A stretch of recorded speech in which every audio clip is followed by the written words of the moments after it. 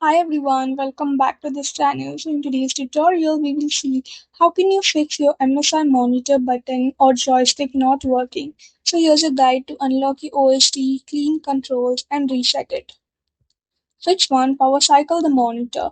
Turn off the monitor, unplug the power cable, wait for 30 to 60 seconds, press and hold the power button if your model has one for 10 to 15 seconds.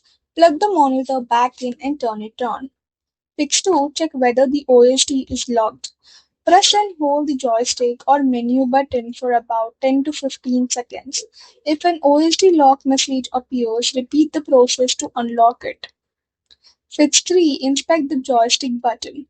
Move freely in all directions, is not stuck or held down, isn't blocked by dust or debris. Fix 4. Disconnect all video cables. Turn off the monitor, disconnect all HDMI, DisplayPort, and USB-C cables. Turn the monitor back on with only the power cable connected. Fix 5. Reset the monitor. Open the OSD, go to Settings, select Reset or Factory Reset. Confirm the reset.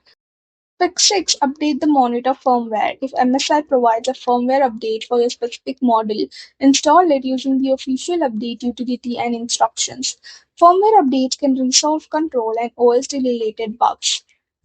Fix 7. Test another device. If the joystick works normally, the original device or its setting may be contributing to the issue.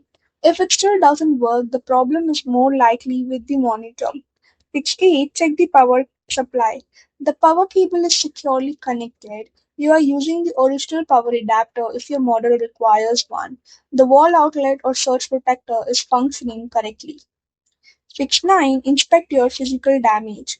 A bent or loose joystick, liquid damage, cracks around the control area, impact damage from drops or bumps.